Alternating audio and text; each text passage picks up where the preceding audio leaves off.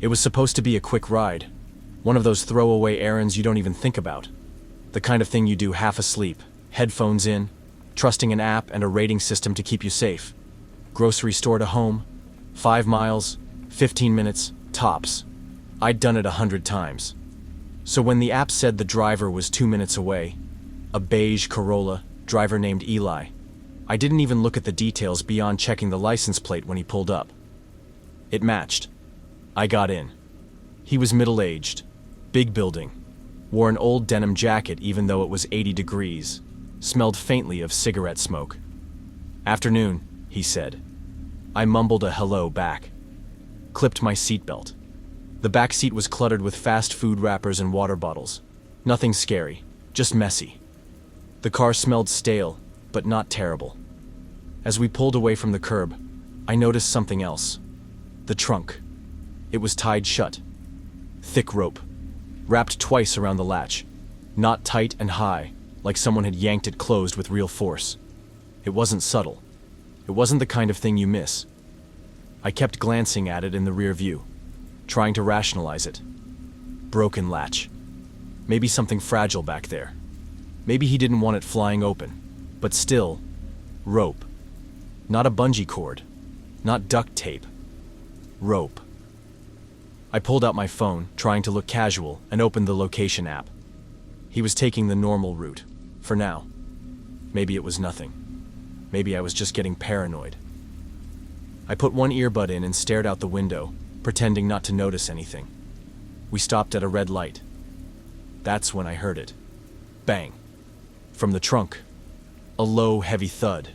At first I thought, bad roads, loose cargo, until I heard it again. Bang. Bang.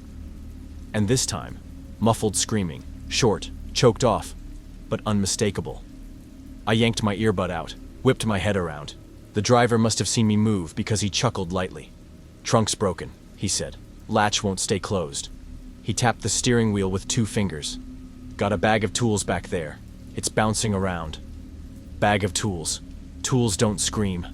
My mouth was dry. My hands were shaking, but I shoved them into my jacket pockets to hide it.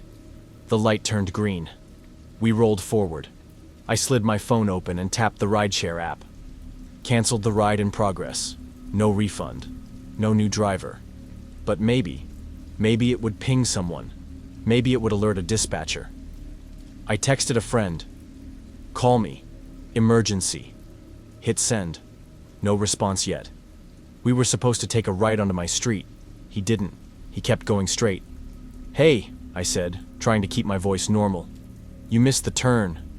He didn't look back. "Shortcut," he said casually. "Relax." That word again.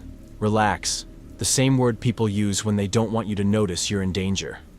My mind spun. Options. I could fake being sick, demand to pull over, slam the car into park, tuck and roll.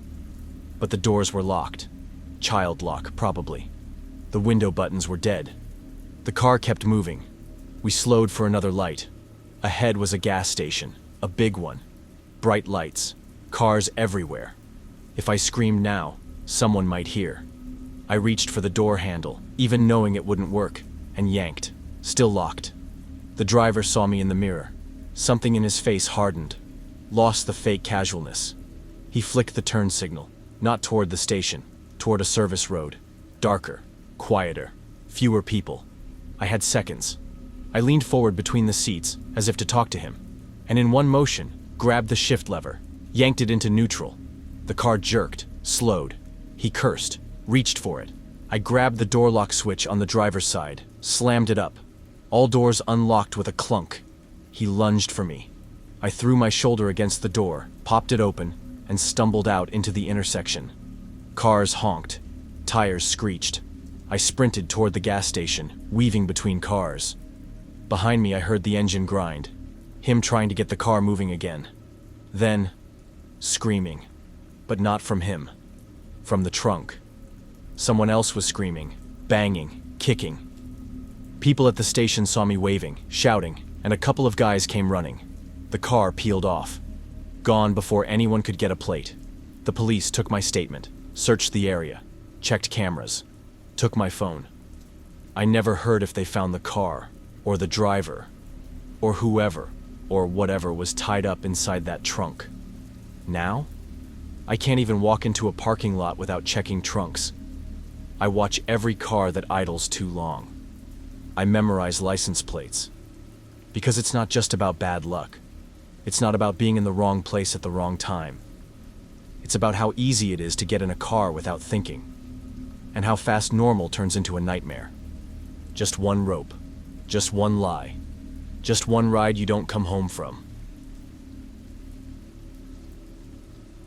You ever get that feeling like someone's watching you but you can't prove it?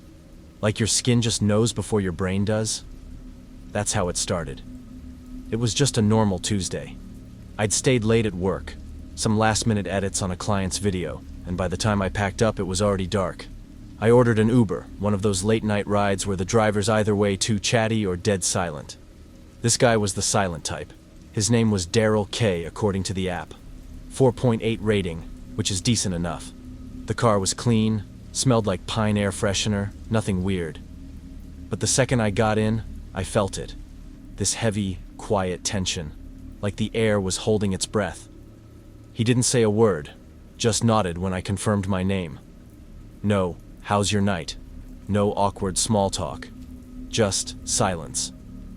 I chalked it up to him being tired. Maybe he'd had a long shift. I pulled out my phone, scrolling through notifications to distract myself. Then, about 5 minutes into the ride, my phone buzzed. AirTag detected near you. I frowned. I don't own an AirTag. I don't even have an iPhone. I'm an Android girl. But the notification was clear. An AirTag is traveling with you. The owner can see its location.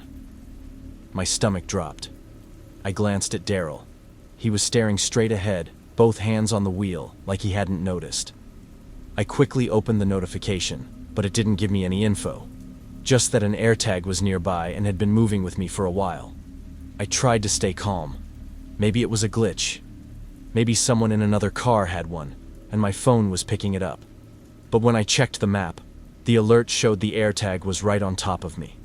I subtly shifted in my seat, scanning the floor of the car. Nothing. No little white disc. No sign of anything out of place. Then we hit a red light. Daryl turned his head, just slightly, and I caught him looking at me in the rearview mirror. Not a glance. A stare. His eyes locked onto mine for a second too long before he faced forward again. That's when I knew. The second the car stopped at my apartment, I bolted. Didn't even say thanks. Just grabbed my bag and practically ran inside, locking the door behind me. I stood there, heart pounding, waiting to see if the car would drive away. It didn't. Daryl's Uber idled outside for a full minute before finally pulling off. I let out a shaky breath and dumped my bag onto the kitchen counter, digging through it. Work laptop, wallet, keys, makeup pouch, nothing unusual. Then I felt it. A small, hard lump sewn into the lining of the bag. I grabbed a pair of scissors and sliced the fabric open. And there it was. A blackened, scratched-up AirTag, wedged deep into the seam of my bag. Not even hidden well, deliberately placed where I wouldn't find it unless I tore the bag apart. My hands shook as I held it. How long had it been there? I'd had this bag for months. Did someone slip it in at a coffee shop? At work? Or Daryl? I hadn't let my bag out of my sight during the ride, but I had set it down on the seat next to me when I got in. He could have dropped it in when I wasn't looking. I threw the AirTag into the microwave. Apparently that blocks the signal, and immediately called the cops. They took a report, but without proof Daryl planted it, there wasn't much they could do. Maybe it's an old one you forgot about, the officer suggested. I knew it wasn't. The next morning, I checked my phone. The Find My app still showed the AirTag's last location, my apartment, but now it was offline. Good. Maybe the microwave fried it. I went to work, trying to shake off the paranoia. But around noon, my phone buzzed again. AirTag detected near you. I froze. The map showed it was inside the office building. I sprinted to HR, showed them the alerts. They let me check the security cameras. And there, in the lobby footage from an hour earlier, was Daryl. Not in his Uber, just standing there, looking around, like he was waiting for someone. Me. Security escorted me to my car that night. I drove home, triple-checking the locks, peering out the window every few minutes. I thought about staying at a friend's place, but what if he followed me there too? Then, at 2 a.m., my phone buzzed again. AirTag detected near you. This time, the map showed it was outside my apartment door. I didn't sleep that night. The cops found Daryl's car abandoned 3 days later. No sign of him, no explanation for why he was tracking me. But here's the worst part. Last week, I bought a new bag. A different one, just to be safe. This morning my phone buzzed again. AirTag detected near you. And when I checked the map, it wasn't just near me. It was inside my apartment. You know that feeling when your gut screams at you before your brain even processes why? That prickling sense of wrongness crawling up your spine? I should have listened to mine the second I slid into Martin's car. The bar had been too loud. The kind of place where laughter turns shrill after midnight. I wasn't drunk, just exhausted, my feet aching in stupid heels. When the Lyft pulled up, I barely glanced at the details. 2012 Honda Accord. License plate ending in 772. Martin. 4.6 stars. The first red flag was the smell. Not the usual stale air freshener or fast food grease, but something metallic, almost chemical. Like ammonia and pennies. I wrinkled my nose as the door clicked shut behind me, sealing me inside. Then there was the mirror. Most drivers adjust it to check traffic. Martin angled it just right to keep my reflection trapped in it. His eyes, dark and oddly shiny like wet stones, flicked up every few seconds, not glancing, studying. I pulled out my phone, pretending to scroll while watching him in the periphery. His fingers tapped the wheel in a rhythm that didn't match the radio's staticky pop music. Tap tap. Pause. Tap tap tap. At the first red light, I heard it. The soft click of a camera shutter. My head snapped up. Martin's phone was tilted toward me, screen glowing. He didn't lower it when I caught him. Just smiled, slow and deliberate, like we were sharing a secret. "What are you doing?" My voice came out thin, strained. He locked the phone with another click. "GPS," he said. Too smooth. Bullshit. The Lyft app has voice navigation. The light turned green. He didn't move. "Let me out." I reached for the door handle. Thunk. The child lock light blinked on. "It's safer this way," he said, and hit the gas. The car lurched forward, tires screeching. My phone slipped from my hands as we swerved around a delivery truck. "Stop the car!" I clawed at the window controls, but the buttons were disabled. Martin hummed under his breath, the sound vibrating through the seats. A nursery rhyme? No. The tune was off.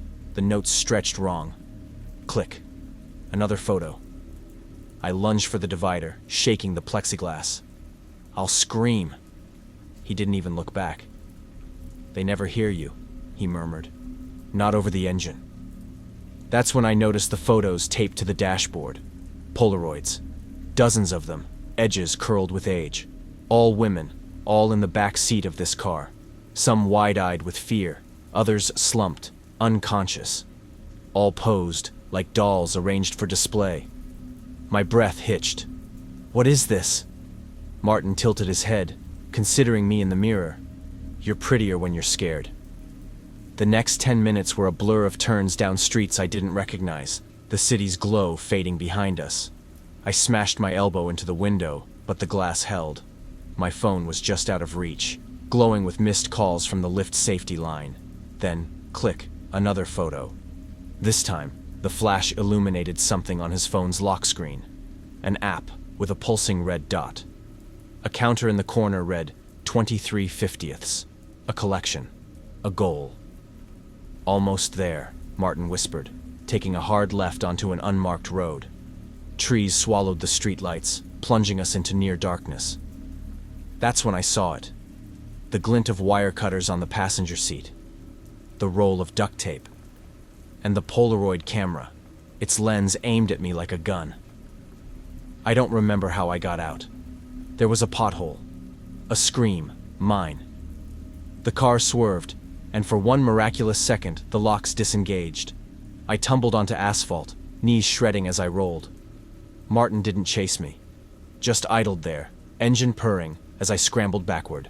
Then, with eerie calm, he raised the Polaroid. Click. The flash burned my retinas. By the time my vision cleared, the Accord was gone. The police found the car abandoned by the river, wiped clean except for one thing, a fresh Polaroid tucked in the visor. Me. Running. Face streaked with tears. Written on the border in smudged ink. 24/50. They never found Martin. But last night, my doorbell rang at 3 a.m. On the porch. A single Polaroid, still developing. A blurry selfie of Martin, grinning. Behind him, a wall of photos. And one empty space, right in the middle. It started normal. Almost boring. I was coming back from a work dinner, the kind where nobody really drinks because half the people have early flights the next morning. It was 9:30 p.m. My co-workers had peeled off one by one, and I stood there in the hotel lobby refreshing the rideshare app while pretending not to look awkward. Driver accepted almost instantly. Toyota Highlander. Driver's name, Carl. Rating, 4.9. No red flags. It was a 25-minute ride home. I figured I'd zone out, tip 20%, and collapse in bed. He pulled up a few minutes later. Big guy, 50s, graying beard, thick glasses. Smiled when I got in, nodded a hello. The car was clean, but smelled faintly like old coffee and lemon cleaner. "Long night?" he asked. Something like that. I buckled in. Opened a group chat to scroll through mindless memes. Half listened to him hum along to a country station playing low on the radio. Everything was fine for the first 15 minutes. Then, something shifted. We passed the main turnoff for my neighborhood. At first, I thought I missed it. Checked the map on my phone. The little blue dot kept moving. Farther out, not toward home, but away. I leaned forward.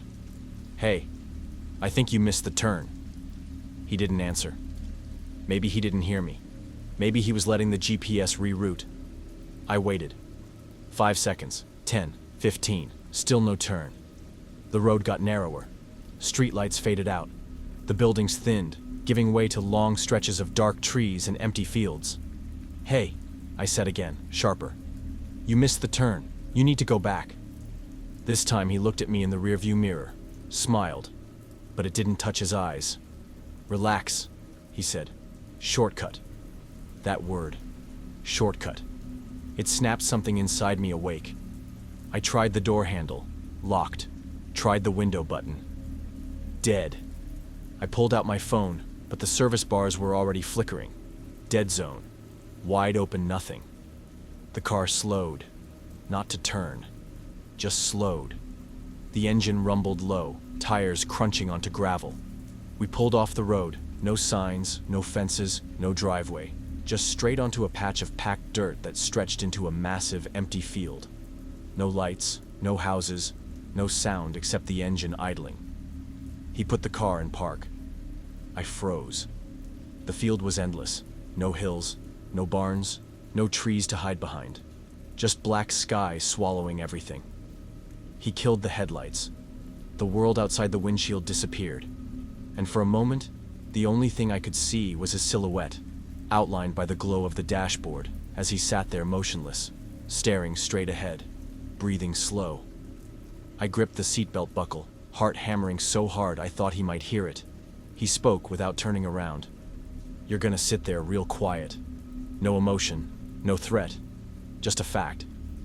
I said nothing. My mind was screaming, run, fight, scream, but my body wouldn't move. Because where would I even go?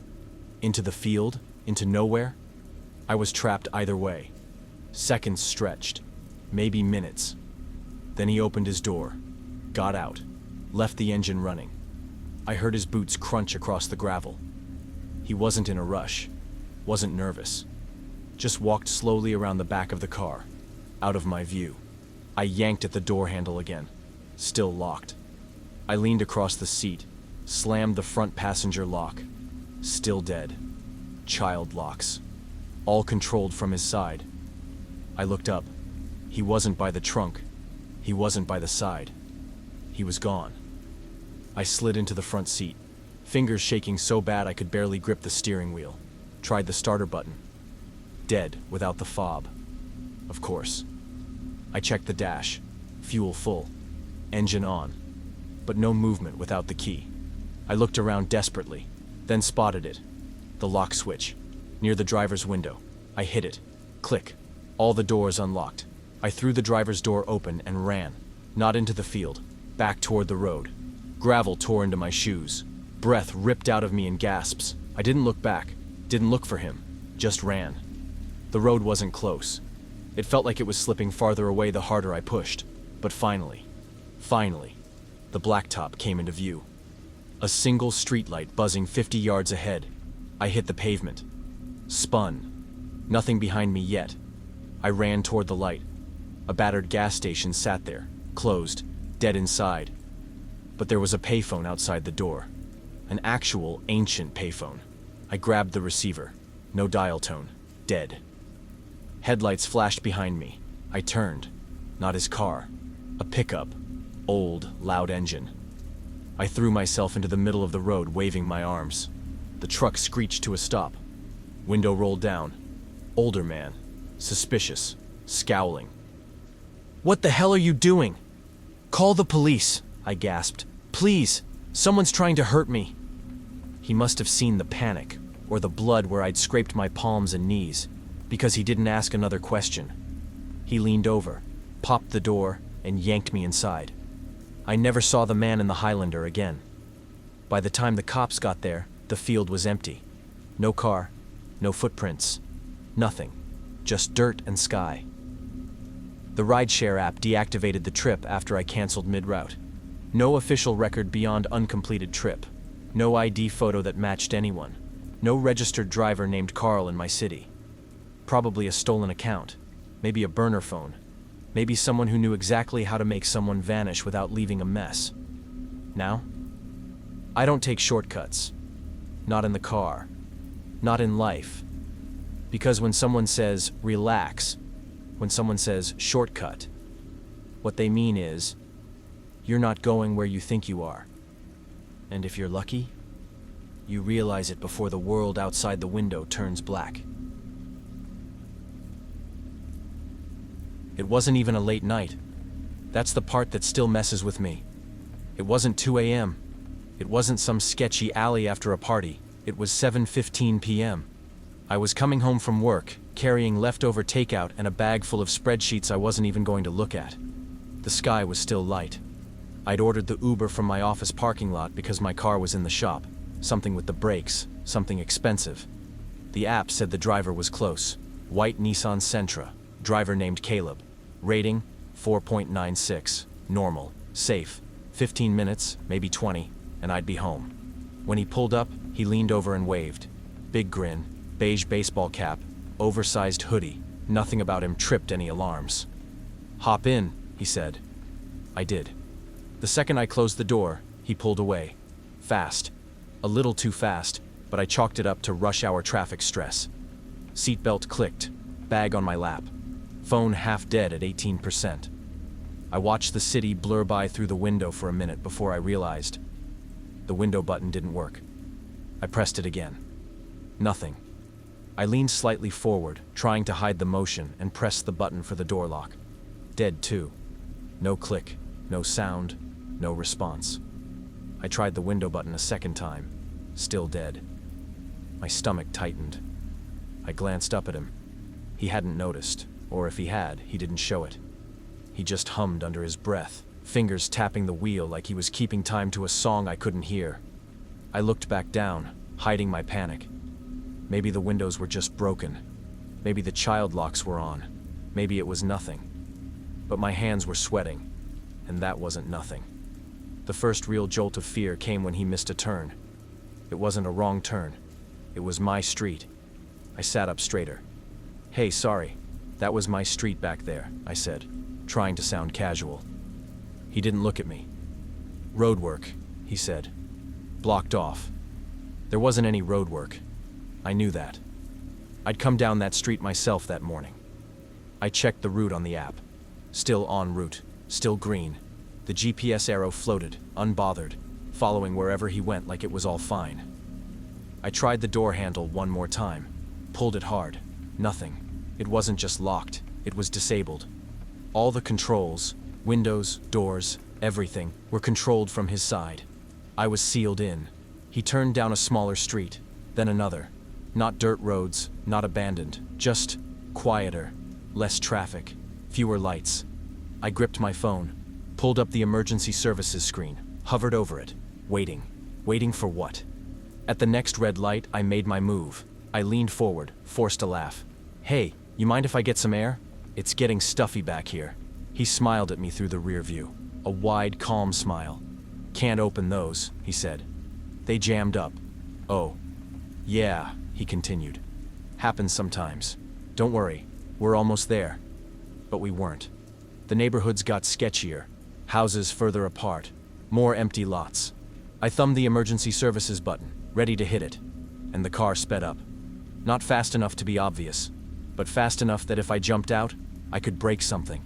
I needed to distract him. Anything. "Hey, sorry, can you actually drop me at the 7-Eleven up ahead? I need to grab something." No answer. "Hey?" Nothing. Just him, hands on the wheel, tapping to some rhythm only he could hear. Eyes forward. Like he couldn't even hear me anymore. The fear wasn't a spike. It was a slow flood, rising up my spine, filling my chest.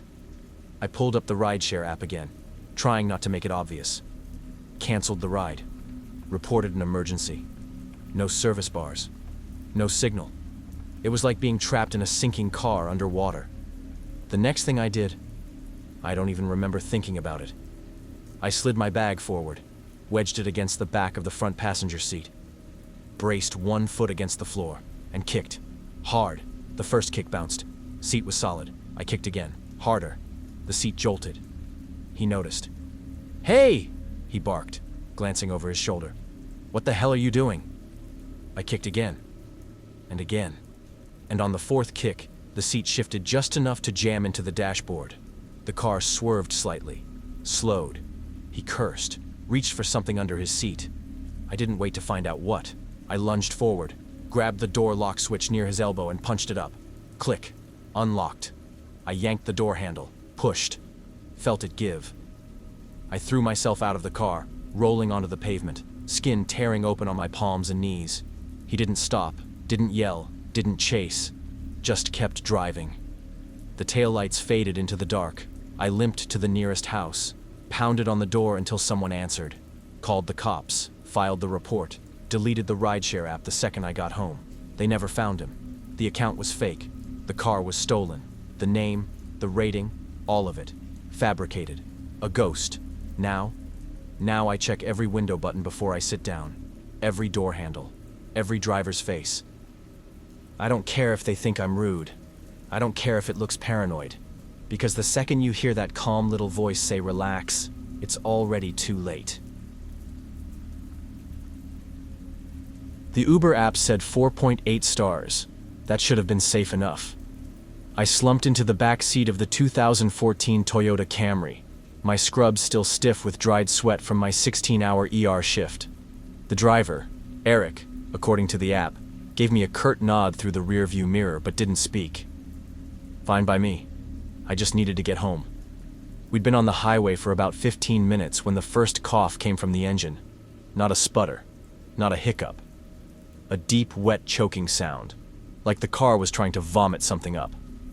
Eric slapped the dashboard. Damn thing. The Camry lurched violently to the right, tires screeching as we swerved onto the shoulder. My phone chose that exact moment to die. Pop the hood, I said automatically. My dad was a mechanic. I knew this routine. Eric didn't move, just stared at me in the mirror, his eyes reflecting the dim glow of the dashboard lights. I'll handle it. The way he said it made my skin prickle. Too calm, too rehearsed. He stepped out, leaving the driver's door slightly ajar. The dome light stayed off. 5 minutes passed, then 10. No clanging tools, no frustrated swearing, just the occasional rustle from the trees lining the highway. I tried my door. Locked. That's when I saw the stains on the back of the passenger seat. Dark splotches that could have been coffee, could have been blood. A twig snapped just beyond the tree line. Eric emerged from the shadows holding a tire iron, not a flashlight, not a phone.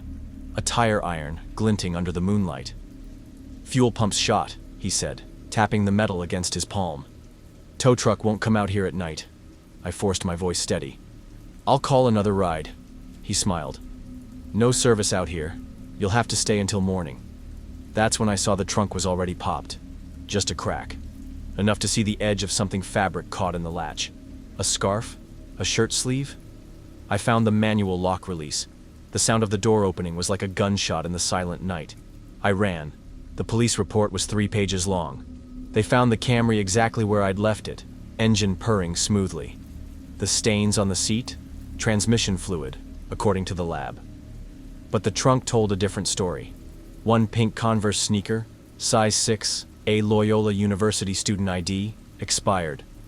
3 phones, all dead, all with shattered screens. A silver necklace with the pendant missing. No bodies. No Eric. The detective kept saying the same thing. Without evidence of a crime. I stopped listening after the 3rd time. That was 2 years ago. I don't use rideshares anymore.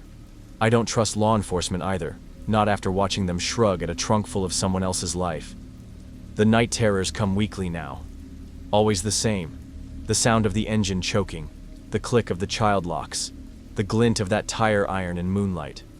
Sometimes I wake up screaming, convinced I'm still in that car, still staring at those stains, still waiting for Eric to come back from the trees. The weirdest part? Last month, a detective left me a voicemail. Said they'd found another Camry abandoned on that same stretch of highway. The trunk was empty except for one thing, a hospital ID badge with my photo on it. The one I was wearing that night. The one I know I still had when I ran. I almost canceled the ride. It was late, I was tired, and the idea of sitting in some stranger's back seat just sounded unbearable.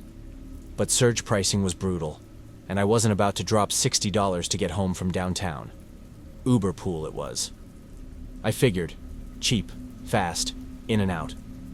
I hit confirm, waited on the curb and tried to stay awake. The app said a blue Honda Civic was 2 minutes away. Driver's name, Russell. No profile photo. 5-star rating. Whatever. The Civic rolled up a minute later. I reached for the back door handle but stopped when I noticed someone was already in the back seat. A woman, maybe mid-20s, messy blonde hair, oversized jacket, hunched up against the far side of the seat like she was trying to disappear. I hesitated. Drivers usually tell you when there's another rider. Russell didn't. He just leaned over, smiled, and said, "Hop in." The woman didn't look at me, just stared out the window. I got in anyway. Seatbelt clicked. Door shut. Car pulled away. The first thing I noticed was the smell.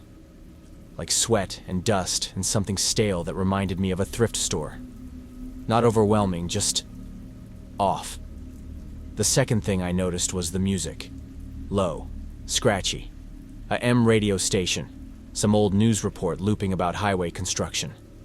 The third thing? Her wrists. At first, I thought she was just fidgeting, tugging at her sleeves, nervous or cold, or just socially awkward. But when I glanced again, I saw it. A strip of gray duct tape wrapped tight around her wrists. Not fresh, not new. Frayed at the edges, like she'd been working at it for hours. She caught me looking, turned her head slightly, smiled. But her eyes were begging. And then, in one small, desperate motion, she mouthed, "Help me." My whole body locked up. My first instinct was denial. Maybe it's a prank. Maybe it's not real. Maybe they're together and this is some sick joke. But deep down, I knew. This was real. And I was trapped. Russell glanced at me in the rearview mirror. Big, empty smile. Everything good back there? I forced a laugh. Nodded. My heart was hammering so loud I thought he could hear it. The woman turned back toward the window.